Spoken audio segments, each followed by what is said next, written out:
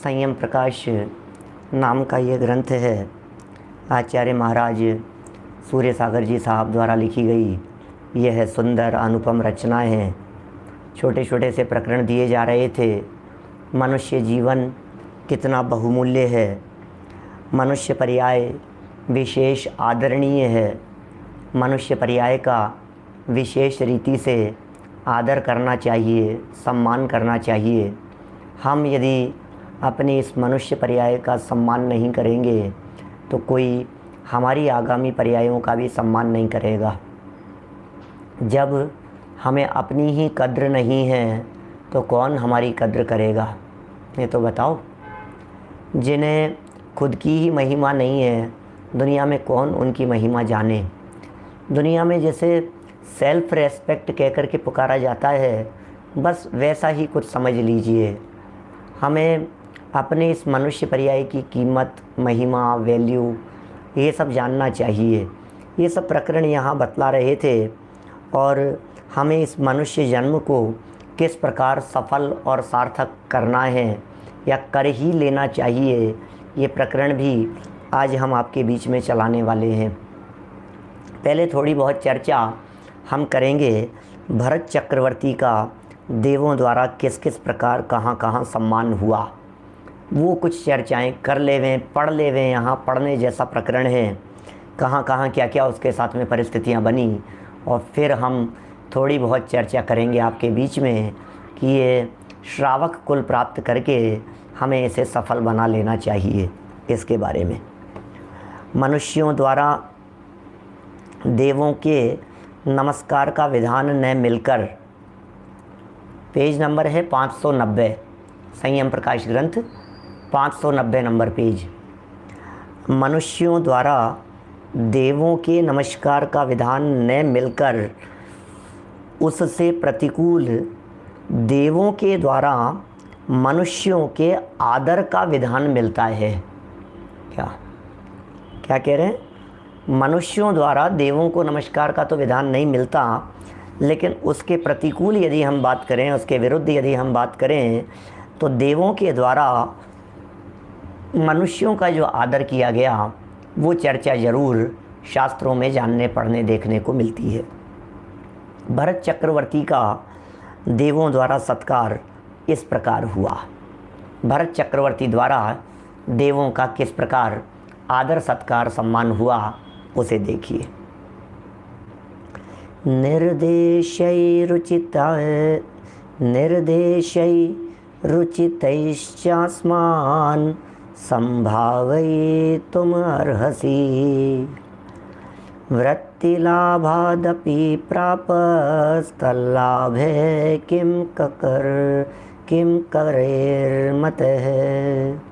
किंकरैर्मतः मानयन्निति तद्वाक्यं सतान् मर्सत्तमान् व्यसर्जयत् स्वसात्कृत्य यथा स्वं कृतमानसान्। आदि पुराण के 2 श्लोक यहाँ प्रस्तुत किए हैं।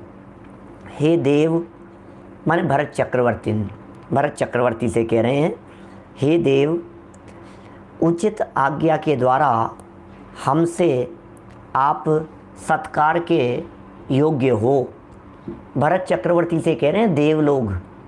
भरत चक्रवर्ती माने मनुष्य गति का जीव, देव लोग माने स्वर्ग के देव, देवगति के जीव। वे एक मनुष्य गति के जीव भरत चक्रवर्ती नामक व्यक्ति से ये कह रहे हैं कि आप हमारे द्वारा सत्कार के योग्य हो, क्योंकि सेवक लोग प्रायः उपजीविका की प्राप्ति होने से भी स्वामी की आज्ञा का बहुत सम्मान करते हैं। आप हमारे को कार्य प्रदान कर रहे हैं, इसलिए जगत में बहुत महिमा होती है मालिकों की, आपका हम बहुत सम्मान करते हैं। सेवक लोग स्वामी की आज्ञा का बहुत सम्मान करते हैं। इस प्रकार के उस देव के वाक्यों को सत्कारित करते हुए भरत ने शब्द जोड़ लीजिएगा अपनी पुस्तकों में। भरत ने यथा योग्य उस मागध देव को अपना दास बनाकर विदा किया। मागध जाति का देव था, या मागध नाम का देव था। वैसे मगध जाति है एक देवों की विशेष प्रकार की। तो उस देव को अपना दास बनाया और उसे वहाँ से विदा किया, मागध देव को। यथा योग्य उस मागध देव को दास बना करके देव ने सत्कारित किया, देव ने सत्कार किया भरत का, और भरत ने उस सत्कार को स्वीकार कर लिया। देखिए आगे भी कह रहे हैं, आदि पुराण 20वें पर्व का 159, 160 और 161 नंबर का ये श्लोक है। पुरोधाय शरम रत्न पटले सुनिवेशितम मागध प्रभुमानं सी धार्य स्वीकुरु मामिति चक्रोत्पत्ति क्षणे भद्र यन्नार्य मौनभिराम का महान्तम अपराधम नष्टम क्षमस्वार्थितो मुहुः युष्मत्पाद रज स्पर्श द्वार्धिरेव न केवलम पूजा वयमपि श्रीमंस त्वत्पादाम्बुज सेवया। रत्न के पिटारों में शब्द जुड़ेगा यहाँ, रखे हुए बाणों का, बाण वाणा लिखा हुआ है, बाणों का, रत्न के पिटारे में रखे हुए बाणों का भरत के सामने रखकर, बाणों को रत्न के पिटारे में रखे हुए बाणों को भरत के सामने, समाने लिखा हुआ है, सामने कर लीजिए उसको, सामने रखकर मागध देव ने भरत को नमस्कार किया और कहा, देखो मागध जाति का देव वो आधीन हो गया है, भरत चक्रवर्ती के अधीन हो गया है, सेवा करने के लिए आया है। भरत चक्रवर्ती को मगध जाति का देव अपना पूज्य समझ रहा है, रत्नों के पिटारे में बाण रख करके लेकर के आया है, और बाण ला करके भरत चक्रवर्ती के सामने रखकर भरत चक्रवर्ती को नमस्कार कर रहा है और कहता है कि हे प्रभु, मैं उपस्थित हूँ, अब आप मुझे अपना ही समझिए। कितना गजब गजब की बात है ये, हैं? देव लोग आकर के किस तरह विनयवान होकर के चक्रवर्ती सम्राट के सामने अपना मस्तक धर देते हैं, अपना मस्तक झुकाते हैं, हाथ पांव जोड़ करके वहाँ अर्दली में खड़े रहते हैं। मनुष्य गति के जीव हैं भरत, उनके सामने ये स्थिति बनी है। हे स्वामिन, हम अज्ञानी लोग चक्र उत्पन्न करने के समय ही उपस्थित नहीं हुए, ये हमारा बड़ा अपराध हुआ। वो मगध जाति के देव कह रहे हैं, जैसे ही चक्र उपस्थित हुआ था स्वामी, हमें तो उसी समय उपस्थित होना चाहिए था, हम उसी समय उपस्थित नहीं हुए, हमें क्षमा करें। देखो क्या कह रहे हैं ये महापुरुषों का पुण्य कैसा होता है प्रतीक जी, अद्भुत ही होता है महापुरुषों का पुण्य। अरे पुण्य से देव लोग आ जाते हैं, पुण्य से सारी वैभव विभूतियाँ संपत्तियाँ ये सब पुण्य की दास हुआ करती हैं, ये सब पुण्य की दास हैं, पुण्य की सेवक हैं, पुण्य की ही उपासना करने वाली हैं। जितनी रिद्धियाँ हैं, जितने देवी देवता हैं, जितनी शक्तियाँ हैं, जितनी प्रभुता जगत में दिखाई देती है, ये सब पुण्य के दास हुआ करते हैं। प्रदीप पाटनी जी, ये दास हैं, किसके दास हैं? ये लिख रहे हैं यहाँ, भरत चक्रवर्ती के दास बन के आ गए। भरत चक्रवर्ती का ऐसा उदय था कि ये दास बन करके आ गए। क्या कह रहे हैं? आप सबको मालूम है, भरत चक्रवर्ती की आयुधशाला में वहाँ चक्र रत्न उत्पन्न हो गया था। पुण्य योग से ही होता है, चक्रवर्तित्व पद कमाई से नहीं होता, चक्रवर्तित्व पद कमाने से नहीं मिलता। किसी को चक्रवर्तित्व पद भिक्षा में मिल जाए, दान में मिल जाए, कमाने से मिल जाए, पुरुषार्थ से मिल जाए, बोले ऐसा नहीं हो सकता। तीन काल में ये बातें संभव नहीं है। तो भरत चक्रवर्ती को जो ये सब मिला पुण्य के उदय से होता है। जिसके तीव्र पुण्य का उदय होता है, जिसके विशेष जाति का पुण्य का उदय होता है, उस व्यक्ति के स्वयमेव ही पड़े पड़े अपने आप ही ये रिद्धियाँ प्रकट हो जाती हैं, निधियाँ मिल जाती है। अरे दीवार गिरती है और दीवार के पीछे सोने की दीवार खड़ी हुई मिल जाती है। ऐसे चमत्कार हो जाते हैं भाई साहब।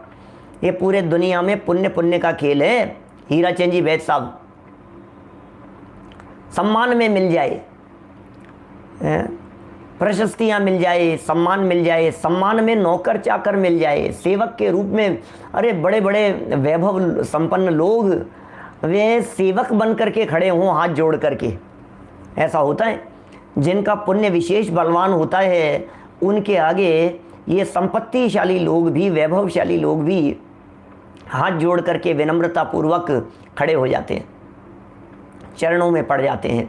ऐसा ही सब कुछ है। बोलो ये क्या लिख रहे हैं भाई मोक्ष?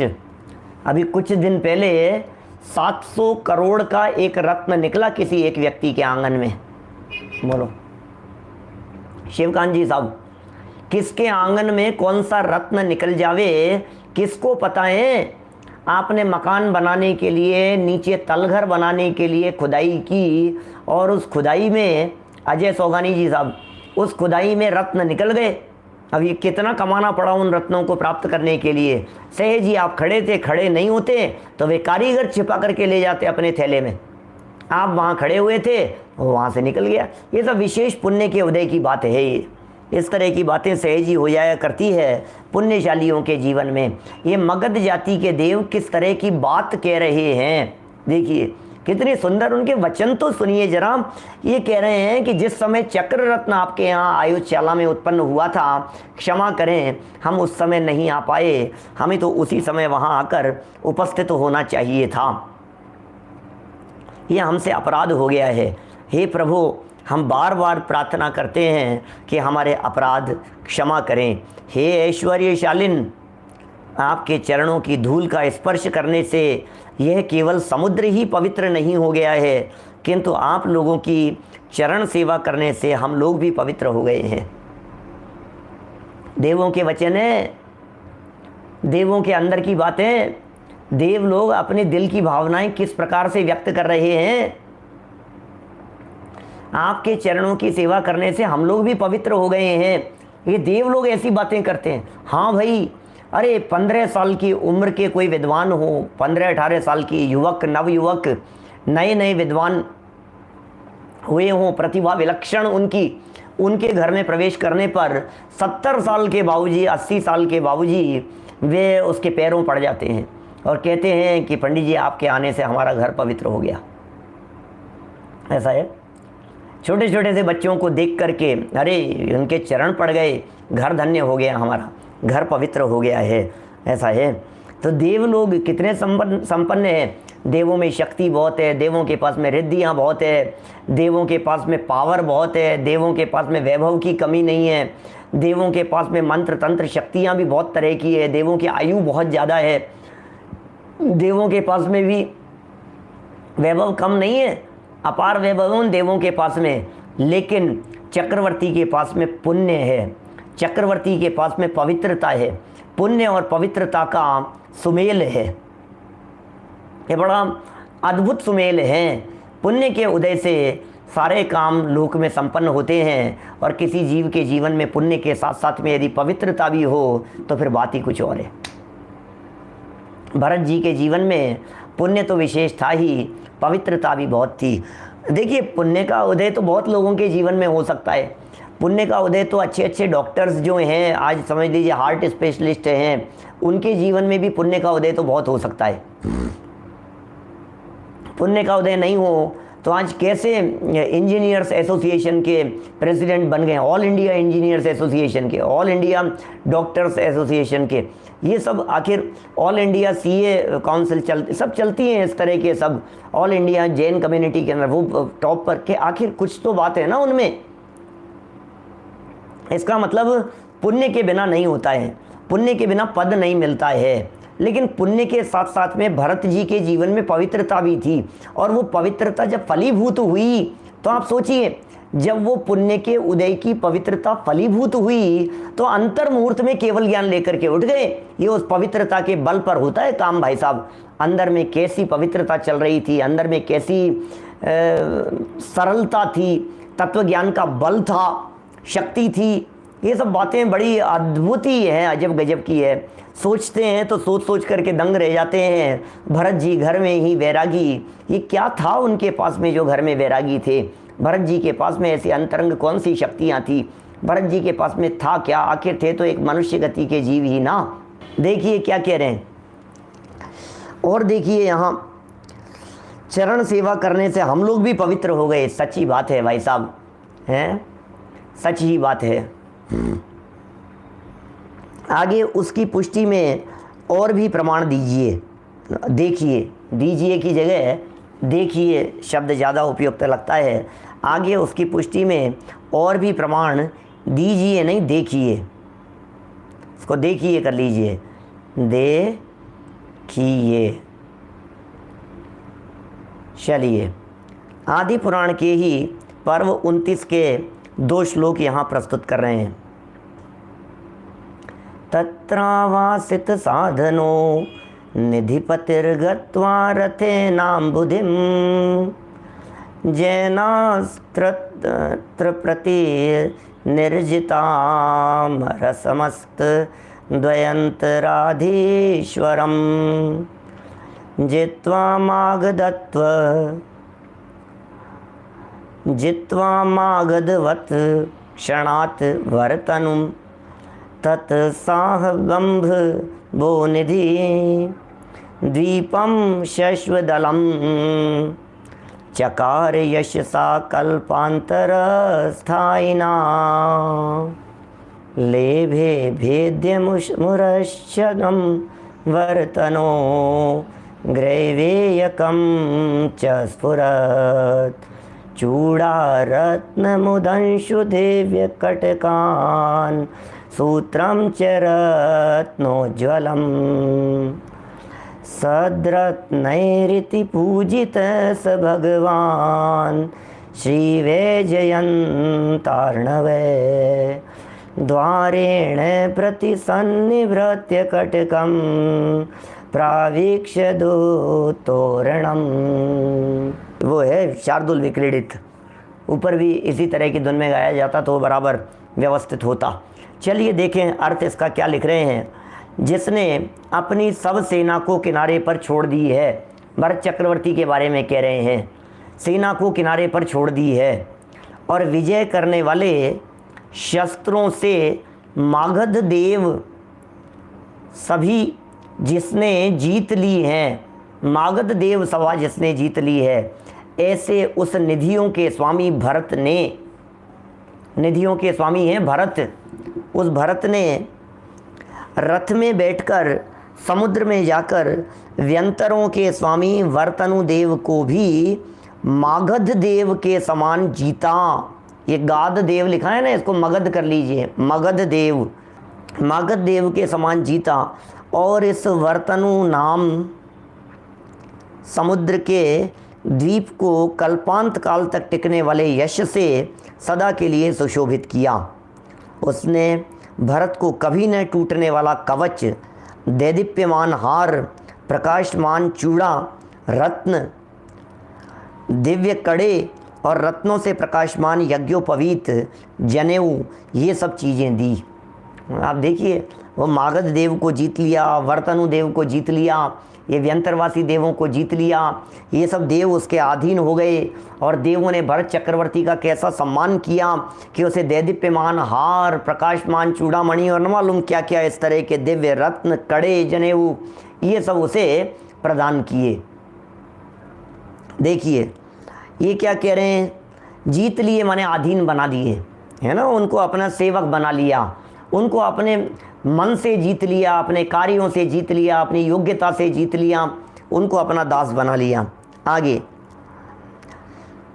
प्रभासम जयत तत्र प्रभासम व्यंतर प्रभुम प्रभासमूह मर्कस्य स्वभासातर जगयन प्रभु।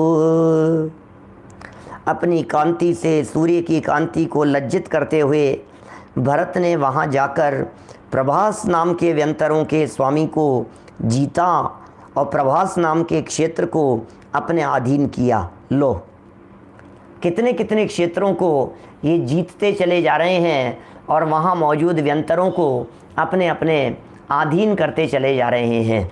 फिर प्रभास नामक देव को जीत लिया, सूर्य की कांति को लज्जित करते हुए। इसका मतलब कैसी सुशोभा के साथ में, कैसी कांति के साथ में वे चक्रवर्ती सम्राट आगे बढ़ते चले जा रहे थे। आगे कहते हैं आदि पुराण पर्व 31 95 नंबर का श्लोक, स प्रणामं च संप्राप्तुं तं वीक्ष्य सहसा विभ्रुः यथार्ह प्रतिपत्यास्मायासनं प्रत्यपादपत्। आते ही कृतमाल देव ने भरत चक्रवर्ती को नमस्कार किया और भरत ने यथा योग्य सत्कार करके उसे आसन दिया। कैसे देव लोग आते होंगे, ये चौथे काल में सब ये चलता ही रहता है। चौथे काल में कभी कोई देव आ रहे हैं, कभी कोई देव आ रहे हैं, कभी कोई आ गए हैं, कभी कोई विमान उतर रहा है, कभी कोई विमान आ गया है, कभी कोई व्यंतर आ गए हैं। इस तरह की परिस्थितियां चौथे काल में इस धरती पर भरत क्षेत्र में निरंतर बनती ही रहती थी। ये कोई नई आश्चर्यकारी बात नहीं है। अपने को ऐसे लग रहा है अभी ये देव आ गया, अब उस देव को जाकर के जीत लिया, फिर वो देव सेवक बन करके आ गया। ये कैसी बातें चल रही है, सुन सुन करके हमारे को थोड़ा सा अटपटा जैसा लगता होगा। लेकिन आप सोचिए, आज से 400 साल पहले, 500 साल पहले यदि हम इस तरह की बातें सुनते, अरे ये विमान से उतर गए, अरे ये एरोप्लेन से यहाँ उतर गए, तो कैसे अटपटी सी बातें लगती। 500 साल पहले सोचो जरा, उड़न तस्तरे से, हवाई जहाज से, हेलीकॉप्टर से आकर के उतर गए यहाँ से अरे सुबह इस शहर में, शाम को इस शहर में पहुँच गए। सुबह यशवंत नगर थे, आज जयपुर नगर में पहुँच गए, शाम को आगरा नगर में पहुँच गए, फिर वहाँ पहुँच गए, शाम को मुंबई में जाकर के प्रवचन कर लिया, वहाँ दिल्ली पहुँच करके कर दिया। ये क्या हो क्या रहा है, ये कभी कहाँ और कभी कहाँ, ये कैसा चक्कर है ये ऐसा ये चक्कर आज के 300 साल पहले यदि कोई देखता, टोडरमल जी साहब को जयपुर से उनके साथी लोग जो दक्षिण भारत में गए, 4 महीने लगे उनको दक्षिण भारत, और उसमें भी उनके एक साथी डालू राम की मौत हो गई। 4 महीने में जाकर के पहुंचे दक्षिण भारत में। अभी 4 घंटे के अंदर पहुंचते हैं अपन। सुबह प्रवचन करके भोजन करके यहाँ से निकलो और शाम को वहाँ जाकर के भोजन कर लो और प्रवचन कर दो, शाम को वहाँ 8 बजे पहुँच करके। ऐसा है। तो हमें अभी आश्चर्य लग रहा है, जैसे 400 साल पहले वालों को अभी की स्थिति देख करके आश्चर्य लगेगा, ऐसे हमें आश्चर्य लग रहा है।